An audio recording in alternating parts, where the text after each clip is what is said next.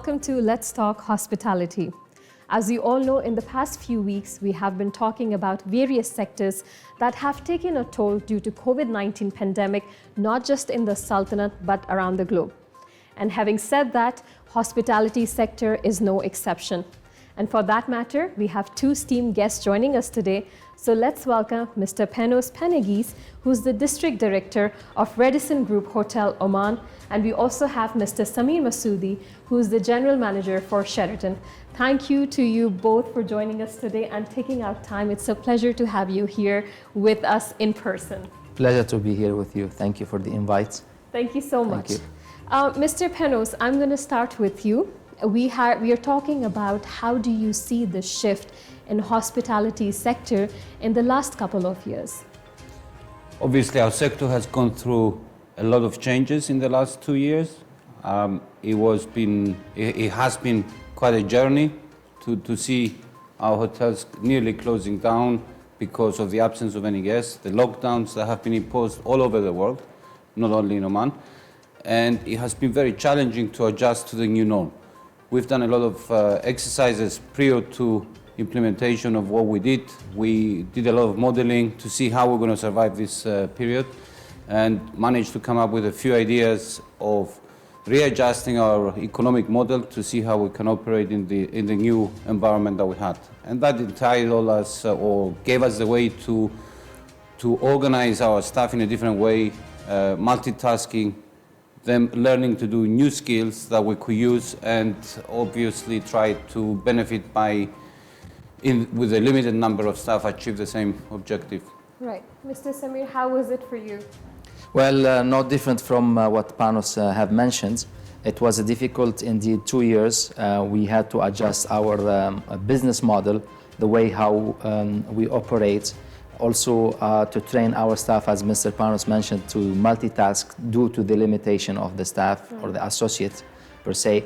And definitely it's a learning experience, I think, for all of us from all level, how to operate with limited resources and how to really shift your business model to be more effective and more, how you call it, more profitable in a way, and to also take care of the associates and the guests, because right. Everyone coming to the hotels during those 2 years, they were in need of care, and because they went through a lot of uncertainty. Yes. So we have to get in a way close together. Right. Talking about uncertainty, nobody saw this pandemic coming in. Like we have known about measles and flu and different kind of diseases, but nobody saw COVID-19 really hitting the world so hard that it completely changed the dynamics all over the place. I mean, in different parts of the world, things were more serious, more, like aggravated. But thankfully in Oman, it was still within the control of the authorities, and, with people like you have been controlling and helping the authorities, to manage to control a number of COVID cases. Now, when we talk about COVID cases, the vaccination has played a really major role in bringing the numbers down and making sure that everyone is safe when they're traveling and they're staying at hotels. So do you think with the vaccination rollout, with people being vaccinated, now getting boosters, that will actually help revive the hospitality sector?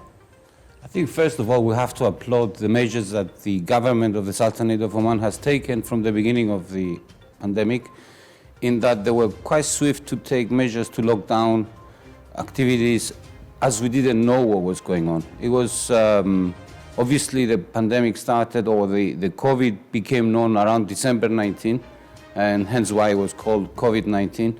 But not many people understood where it was going to lead. We had no idea where this was going. I think after March, when it became obvious that it was going to pandemic levels, the government has decided that it's time that we lock down and protect our citizens in Oman, and take measures that, until we find out what is the way out of it, to try and mitigate the risks. So in many ways, I think the actions that the government has taken at the early stages of the pandemic is what created the environment for Oman not to be in the great risk that we've seen in other destinations. And cases were quite limited at the beginning, In fact, we had some modeling that we did together with the World Health Organization, and they were predicting a much higher number of cases for Oman than we actually saw. It was quite surprising to see then that when the vaccination started, and although we had a bit of a late start because of the way that the vaccines were distributed around the world, no fault of our government, but it was quite obvious that once we started, we had to vaccinate as many people as possible, and that opened the way really to give the safeguard. We know today, after all the studies that have happened, scientific studies that took place, that vaccination is only the only way to fight the COVID. And we are in a situation where slowly reopening and going back to a new norm. Absolutely. Mr. Samir, what do you think about the rollout of vaccine? Well, absolutely. I think it's mandatory, honestly, from my point of view, because it gave a confidence to our guests. They know that only vaccinated guests are allowed to hotels. That helped a lot from that perspective. And also knowing that all the associates working in hotels, restaurants, they are all vaccinated. So that gave that confidence to guests to go more and to stay in hotels. And that helped us also to put more measures in place to make sure our guests are comfortable in their stays and to attract more guests, either locally or internationally. Right. Now, with all the steps and measures being taken lately in order to help revive not just the hospitality sector, but various sectors in the Sultanate, talking particularly about hospitality sector and from your experience, how long do you think it's gonna take for this sector to get back where it was initially? Well, that's a very interesting question. I honestly never thought about that question, that how long it will take. As Mr. Panos earlier mentioned, that we thought the pandemic is like, okay, started in 19, maybe everyone said, oh, maybe 6 months, 1 year, and it will go away. So we have first wave, second wave, variant, another variant, after variant, then vaccine, second vaccine, then a booster. So it continue. However, I think now with the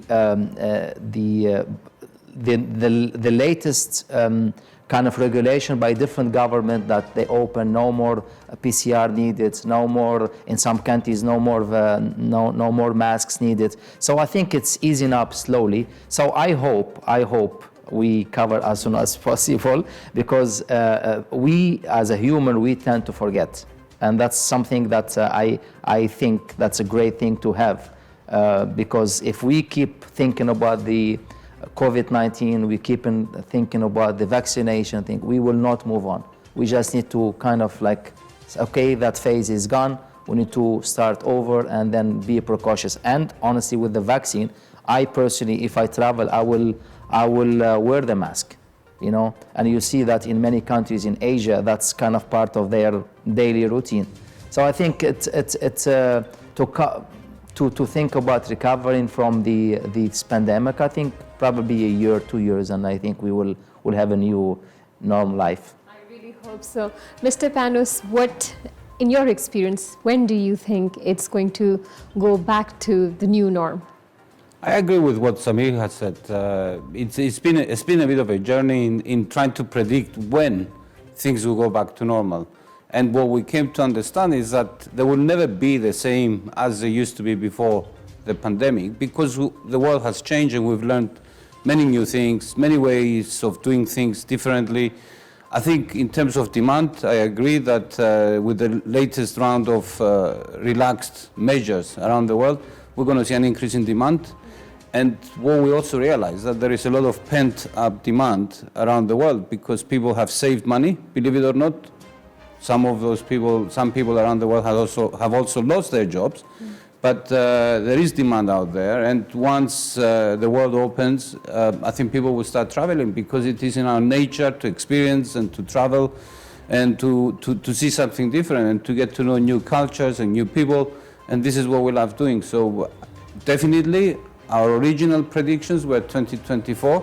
But I agree with what Samir said. I think we'll probably see it coming back in the next 6 months. Right, I hope so, because if I'm not wrong, tourism is one of the strongest sectors in the Sultanate, and the economy heavily relies on the tourists coming into the country, especially from the beginning of October until March. And if I'm not wrong, the hotels' occupancy are almost at their fullest during that period, right? Absolutely, yeah. Beautiful weather, a lot of things to do. So definitely that's the high season for Oman. Right. After April, May, the weather change and then And it's things just are- extremely hot. absolutely. But I hope that this year, this 2022, we will see more tourists coming in, like you both mentioned, with the relaxation now given by the government about no pre-registration through Tarassud, no PCR test required for those people who are fully vaccinated, and also now no mask required outdoor. Yes. So I think that is going to help speed up the whole process that what the government is trying to implement. Now, talking about the speeding of the concept process, what kind of readiness or what kind of preparation do you both think the hospitality sector needs right now, Mr. Panos? I think before I start explaining that process, I would say that I was fortunate to attend a travel exhibition in France, where for the luxury travel market, the world has come together in early December. This is before the Omicron case was announced, and to discuss the possibilities of the world opening up and people start traveling. And one thing that came apparent there quite early on is that people want to come to Oman. It was just such an amazing experience to sit in and do a presentation to one travel agent and then have another two join the meeting and say, can we also listen to what you have to say about Oman?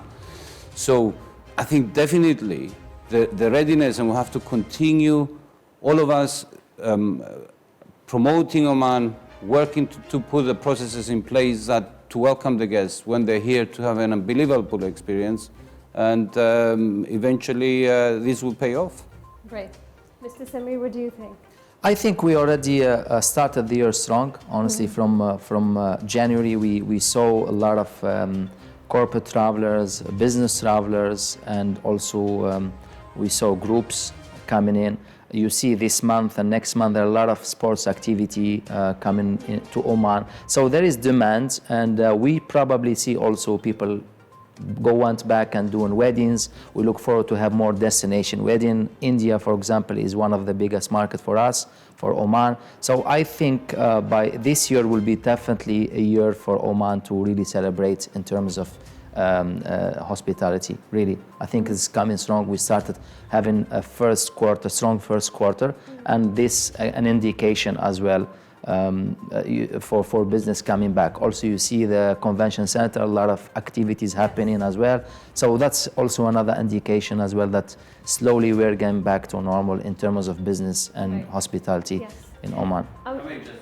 Yes, please. The Ministry of Tourism has done quite a lot of work in the past, prior to COVID, but it's worth mentioning that they haven't stopped.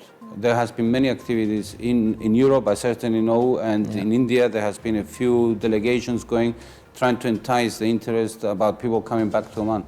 So we are expecting to see a little bit of an uplift on numbers, and I think what you are also saying in terms not only business travelers, we've seen a lot of leisure guests coming in in the last 2-3 months, minus the dark days of the Omicron where everybody was worried and we thought that the whole thing was going to start again. But it's amazing to see that people, knowing the risks, knowing that there were PCRs, all the points that could make somebody not travel, and they still came to Oman. And that's really nice to see. That's exactly what you said, Mr. Panos, that people are willing to come to Oman, like explore this beautiful country and, enjoy the hospitality that is offered by the people here. Now, talking about the time, the dark times that you mentioned, of course, people who were associated with the hospitality sector did not see the gravity of the situation. How were the sentiments of people working in this particular sector? How difficult was it to keep them motivated, to keep them that kind of encouragement, that things are going to be better? Mr. Samir? Well, it was not easy at all, honestly, because some of our associates, they lost family member. We lost one associate at some point to COVID, It was not easy, and all hospitality sector, from a guest perspective and from an employee perspective, we all really suffered. I think assuring the associate that we are here for you, listening to their concerns, working with them, implementing the regulation, the government regulation, to make sure everyone wore a mask, back to basic, and also to take care of each other. That's what kept the team motivated, and also being transparent with our associates, explaining to them the situation, sharing with them what's happening in the country, what's happening on the world. Also, I think that gave them a more assurance and kind of like get us closer together, because we are in this all together. Absolutely. Mr. Panos? I couldn't agree more. I mean, it's been quite a journey, and the employees, the associates that we have, a lot of them were scared. They didn't know, like us. Yeah. I think what made the difference is us being present, and we discussed this with Samir quite a few times actually, that being present for them and being available to listen to what they have to say, that made a bit of a difference. And that's why we see the loyalty from them now, wanting to stay with us, wanting to continue working.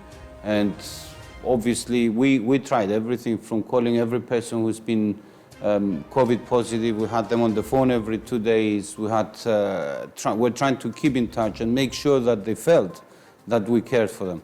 Yeah, I also have been following the hospitality sector in the Sultanate since the beginning.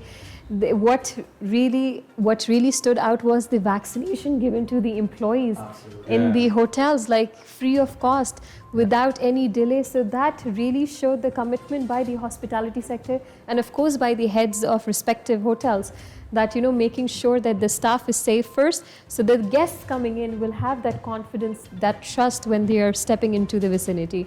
So that really was something commendable done by each hotel, and thank you for taking care of your staff and of the people, and making sure like people visiting like us, the guests, are safe and in good hands. So thank you so much for that. Pleasure, absolutely. That's our responsibility. Again, those associates are part of our responsibility, and they are here. We need to take care of them. They work hard, and I'm sure hospitality business is not easy. We don't close the hotel, right? 24 hours. 24 hours. So to manage that is not easy, and and people get sick, people get tired. So we want to make sure that we really take care of them. Right.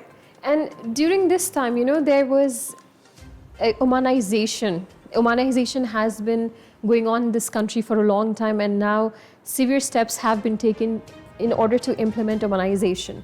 How was the role of Omanization during this time that you think was really beneficial? How do you see that role? For us, it's an ethical responsibility actually to grow local talent. I don't think the law will make any difference other than we need we are in Oman. As a company, Radisson Hotel Group has a presence of 5 hotels with a few additional hotels to come in the next couple of years.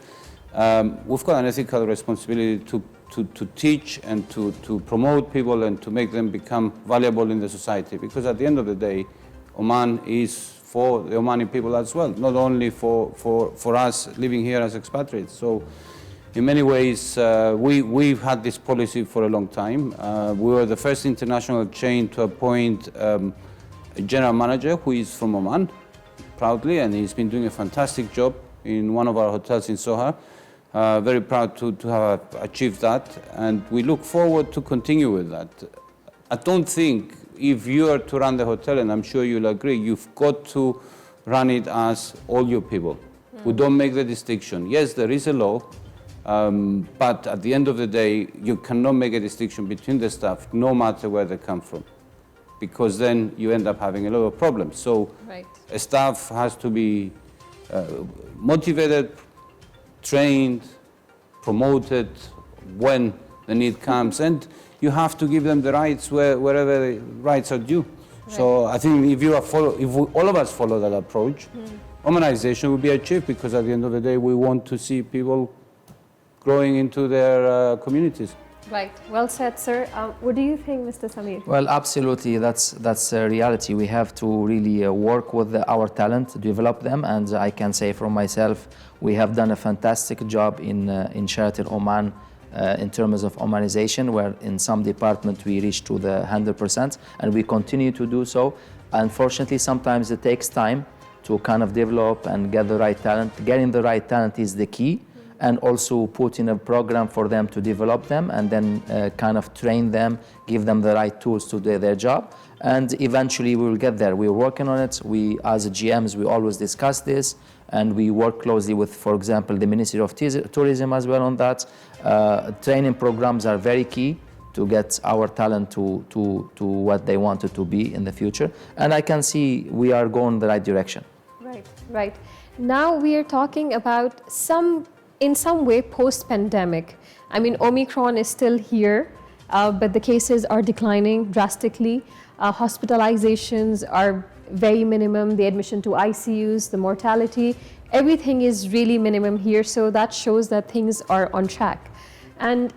But you know, there are still certain challenges. Like you said, we saw COVID-19, then we saw different variants coming in, then we saw different, variants coming in. So do you have any fear in regards to post-pandemic? Are there any challenges that you are worried about? Well, when you look at the history of our industry or the economy, you always have challenges. You know, it goes back to 2008 financial crisis, followed by several events happening around the world that always have an impact. What we saw with the pandemic was an absolute reversal of what we knew. I mean, business went down by 90%. A lot of hotels in Oman opted to close during the days of the early pandemic in April 2020. And I think, you know, it's how we react to things, how we react to situations. I believe there will always be new things coming, but we need to be as prepared as possible and train our people as much as possible to be flexible, to be agile, and to be able to do several tasks, look after the guests, and at the end of the day, if you deliver an experience, if you deliver the service, people will come back. Right. It's not going to change in the near future. I think there will be more challenges coming ahead. Mr. Samir, what do you have to say about it? As they say, what doesn't kill you, it makes you stronger, right? So I think what we went through the last 2 years, it was very difficult, and we survived it. We worked together, the whole world worked together on this pandemic, and I think no fear from me personally. The toughest part, I think, is over. Yes. Now we just need to make sure we maintain and we keep really in mind the measure that we have taken the last 2 years. And I think if we follow those rules, follow the precautions, be precautions, whatever we do, and I think we will pass this period, and whatever comes in the future, I think we will survive it, and we will excel whatever we do. It's really good to see the confidence in hospitality sector, you know, like you both are so sure that nothing is going to affect the hospitality sector since it has been through so much, starting from 2020, and now it's reviving. But is there any kind of assistance or support that you think this sector requires from the relevant authorities in Oman, Mr. Samir? Well, I think, as Panos mentioned earlier, the Ministry of Tourism has supported a lot. They were in France. I don't know if you saw the campaign they did in Paris. There's a lot of initiative. They working with India. I hear that they have some interaction with the Indian market as well. So they trying their best to bring or put Oman in the map, and is our duty as well as hotels. We, as you know, Sheraton is part of Oman International. We just opened our 8,000th hotel. So it's something that we all need to work together from a corporate side, from hotels here in the Sultanate, from the government, to make sure that we bring people to Oman. Once they are here, they experience the desert, the mountain, the city, and that's, they enjoy Oman. That's people, they go back, they talk about Oman, they bring back more guests. So I think they doing their best, and we need to also complete that one, complement that efforts by taking care of our guests when they come here. They have a great stay, they enjoy their stay here in the country, and then eventually that will they will come back. Right. Mr. Panos, what's your opinion here? I think it's always challenging, and we can't wait for governments to come and help to do our industry, to succeed in our industry. I think what they've done, they're initiators, they're regulators, They help us to understand the environment at the macro level. And what they have done very successfully is promote Oman, put the foundations in place for us to come and operate in detail and achieve what we want to do.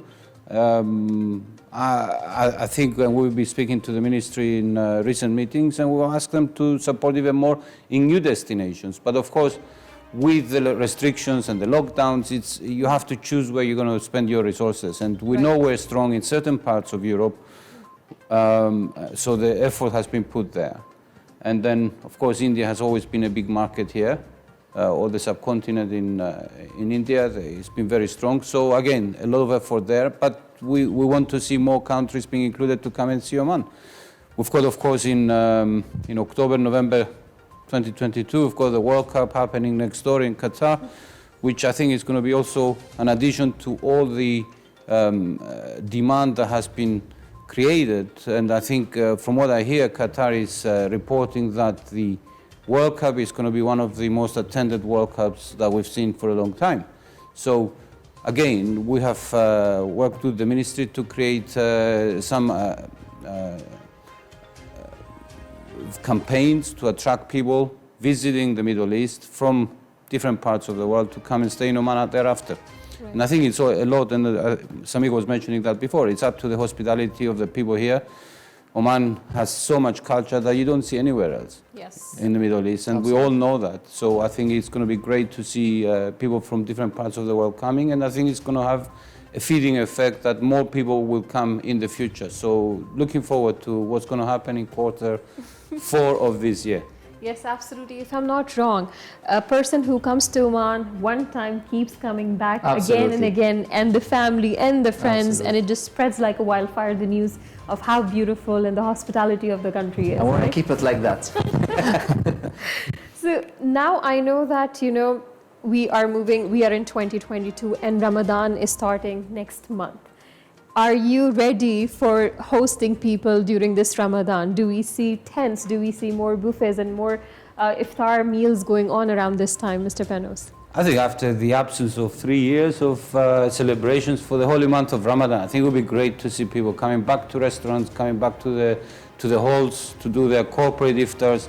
It's essential that somehow life goes back to normal, and I think what we expect is that there's going to be a big increase in numbers of people coming to our restaurants in this period. Right. Absolutely. How do you see it, Mr. Samir?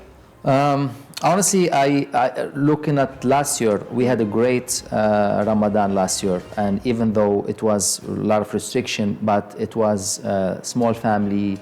This year, I think we will see a big improvement and big increase. 100% capacity. Exactly. So, and something we didn't see last year, the corporate, the company doing event for their associates. And I think I urge all company to take initiative and take care of their team and take them out for iftar.